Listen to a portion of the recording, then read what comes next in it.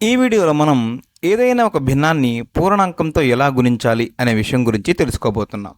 ఇంగ్లీష్లో దీనిని multiplying unit fractions and whole నంబర్స్గా పిలుస్తారు. చూడండి, పూర్ణాంకాన్ని మనం భిన్నంతో ఎలా గుణిస్తామో అంతిమ ఫలితం ఎలా ఉంటుందో. 1/2 ఇంటూ 5 ఇలా ఈ భిన్నాన్ని పూర్ణాంకమైన 5తో గుణించి మనం అంతిమంగా ఫలితం చెప్పాలి. సమాధానం చూడండి. ముందుగా ఇచ్చిన గుణకారాన్ని తీసుకుందాం. ఎలా ఉంది ఈ గుణకారం? 1/2 ఇంటూ 5గా ఉంది. అయితే మనం దిగువ తరగతుల్లో నేర్చుకున్నాం కదా, గుణకారము అంటే ఏమిటి? ఏదైనా ఒక అంకెను మరలా కూడడాన్నే లేదా సంకలనం చేయడాన్నే మనం గుణకారంగా చెప్పవచ్చు. అంటే ఒక ఉదాహరణ చూడండి, 4 ఇంటూ 3 అనుకుందాం. అంటే ఏమిటి? 4ని మనం 3 సార్లు కూడవలసి ఉంటుంది. 4 + 4 + 4 అంటే అంతిమంగా 12గా ఉంటుంది కదా. అయితే ఇక్కడ మనకు ఇచ్చిన ప్రశ్నలో ఎలా ఉంది? 1/2 ఇంటూ 5 అంటే అర్థం ఏమిటండి? 1/2ని మరలా ఎన్నిసార్లు కూడాలి? 5 సార్లు కూడాలి. అదే కదా గుణకారం అంటే. కాబట్టి ఇలా రాయవచ్చా? 1/2 + 1/2 + 1/2 + 1/2 + 1/2 5 1/2 కూడాం. ఫలితం ఏమవుతుంది? అన్ని భిన్నాల్లోనూ హారం 2గా ఉంది కదా, ఉమ్మడిగా హారం 2 అవుతుంది.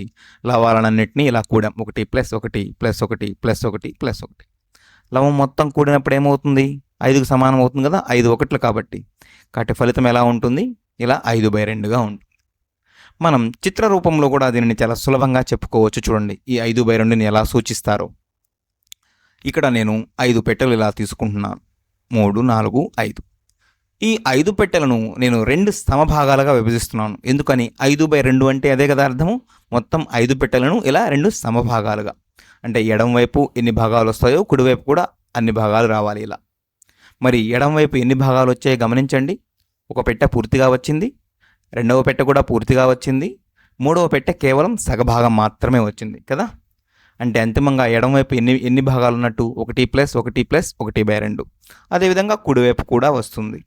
అంటే 5/2ని ఇలా రాయవచ్చా నేను? 1 + 1 అంటే 2 + 1/2. లేదా మిశ్రమ భిన్న రూపంలో ఇలా రాయవచ్చా? 2 + 1/2ని 2 1/2గా రాయవచ్చు కదా. కాబట్టి 1/2 ఇంటూ 5 అన్న దేనికి సమానం? 2 ఇంటూ 1/2కి సమానం. ఇక్కడ మనం ఏం చేసాము? ఇచ్చిన భిన్నాన్ని మరలా కూడాం, దానినే గుణకారము అనుకున్నాం. అలా కాకుండా పూర్ణాంకాన్ని కూడా భిన్న రూపంలో రాసి గుణించవచ్చు. ఎలాగో చూడండి, రెండవ పద్ధతి అనుకోవచ్చు దీనిని. ఇది కదా 1/2 ఇంటూ 5, ఇది మనకు ఇచ్చిన గుణకారం. దీనిని మరొక విధంగా ఎలా చేయబోతున్నామో చూడండి. 1/2 ఇంటూ 5 కదా, ఇందులో భిన్న భాగం 1/2, పూర్ణాంకం 5. ఈ పూర్ణాంకాన్ని కూడా మనం భిన్న భాగంగా రాద్దాం ఇలా. 1/2 ఇంటూ 5ని 5/1 రాసుకోవచ్చు కదా. ఎందుకని? 1 అన్నా లేదా 5 అన్నా 2 కూడా సమానం కాబట్టి. అయితే ఇలా 1/2 ఇంటూ 5/1 రాసుకున్నప్పుడు రెండింటిని పరస్పరంగా, అంటే లవాన్ని లవంతోనూ హారాన్ని హారంతోనూ మనం గుణించవచ్చు ఇలా. 1 ఇంటూ 5/2 ఇంటూ 1. ఫలితం ఏమవుతుందండి? 1 ఇంటూ 5 5 అవుతుంది, 2 ఇంటూ 1 2 అవుతుంది. కాబట్టి 5/2. 5/2ని మిశ్రమ భిన్న రూపంలో ఎలా రాయవచ్చు? ఇలా రాయవచ్చా? 2 1/2. కాబట్టి 1/2 ఇంటూ 5 అంటే ఫలితం ఏమవుతుంది?